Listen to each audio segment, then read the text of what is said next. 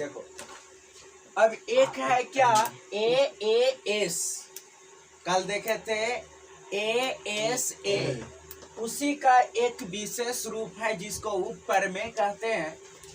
अब यह साधारण प्रतिज्ञा क्या है, यदि एक त्रिभुज के दो कोण और एक भुजा, वहां पे दो कोण था एक भुजा था लेकिन दोनों कोण के अंदर था, लेकिन यहाँ दो कोण है एक भुजा है लेकिन अभी जो है भुजा कोण के अंदर नहीं बल्कि भुजा दोनों कोण के बाहर है।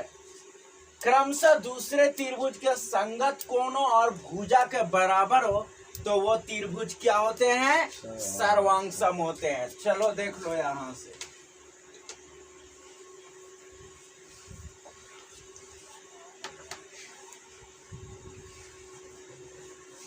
A B C D E F, चलो हल्ला नहीं करो, देखो यहां से अब इसकी विशेष प्रतिज्ञा लिखते हैं।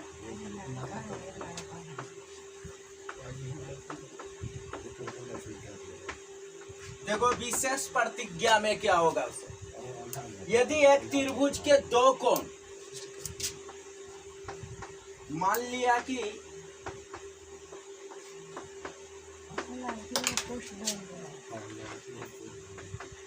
त्रिभुज ABC और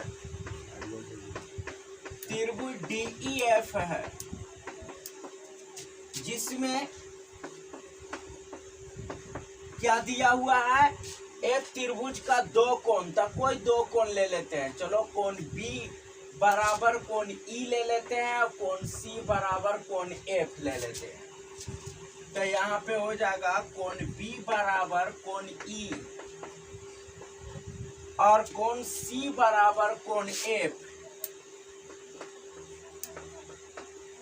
और कोई बाहर, अब देखो दोनों कोण के अंदर वाली भुजा नहीं लेना है, कल यहाँ हम लोग लिए थे, आज बाहर लेंगे, चाहे AB ले लेंगे या AC ले लेंगे। तो चलो हमने क्या कर लेते हैं, ये दोनों कोण के बाहर वाला क्या ले लिया, AB, तो इसके भी दोनों कोण के बाहर वाला क्या ले लेते हैं, DE।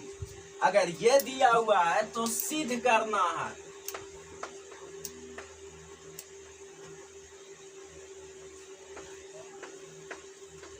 सिद्ध करना है कि त्रिभुज ABC सर्वांगसम त्रिभुज DEF, ठीक है। अब यहाँ पे हम लोग प्रमाण में चलेंगे, या उपपत्ति भी बोला जाता है ये चीज, ठीक है। तो चलो इतना लिखो तो हम प्रूफ करते। देखो यहाँ पे हम दर्शा दिए हैं कि कोण B बराबर कोण E दिया हुआ है, कोण C बराबर कोण F है, और यहाँ पे AB बराबर DE है, बाहर का एक भुजा दिया हुआ। तो हमें प्रूफ करना है कि ये और ये क्या है, सर्वांगसम है। तो देखो कैसे प्रूफ होगा, ठीक है।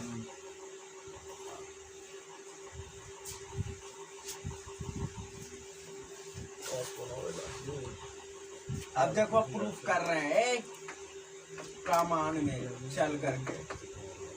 देखो यहाँ पे क्या है कि लिखेंगे त्रिभुज ABC में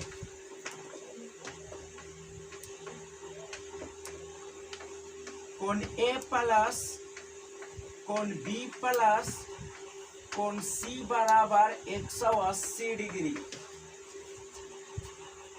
अब उसी प्रकार से त्रिभुज इसमें चलते हैं, DEF कोण D प्लस कोण E प्लस कोण F बराबर 180 डिग्री, ठीक है। ये समीकरण 2 हो गया।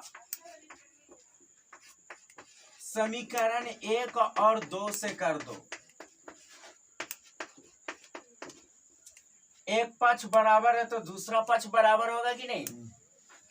तो कोण A प्लस कोण B प्लस कोण C बराबर कोण D प्लस कोण E प्लस कोण एफ हो गया, ठीक है। और हम लोगों को दिया हुआ है कोण बी बराबर कोण ई है और कोण सी बराबर कोण एफ है, दिया हुआ है ना। तो हम लोग क्या कर लेते हैं, देखो कोण ए तो ए हो गया, कोण बी बराबर कौची है कोण ई है, तो बी के जगह पर ई लिख देंगे, और कोण सी बराबर कोण एफ है, तो कोण सी के जगह पर एफ लिख दिए, और इधर वाला ज्यों का त्यों लिख देंगे, इसमें कुछ भी नहीं करना। समझ में आया। अब देखो कोण ई इधर भी है और इधर भी कट जाएगा, कोण एफ इधर भी है और इधर भी कट जाएगा ना। कोण डी, तो कोण काची बच गया, कोण ए बराबर कोची हो गया कोण डी हो गया। देखो कोण ए बराबर कोची हो गया कोण डी हो गया। चलो इसको क्रॉस से सूचित कर देगा, समझ में आया।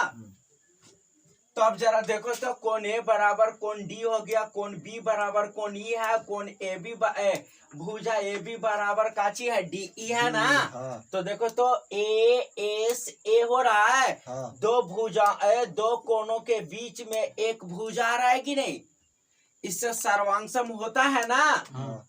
हाँ, तो इसीलिए हम लोग कह सकते हैं अब यहाँ पे कैसी चलेंगे, त्रिभुज ए बी सी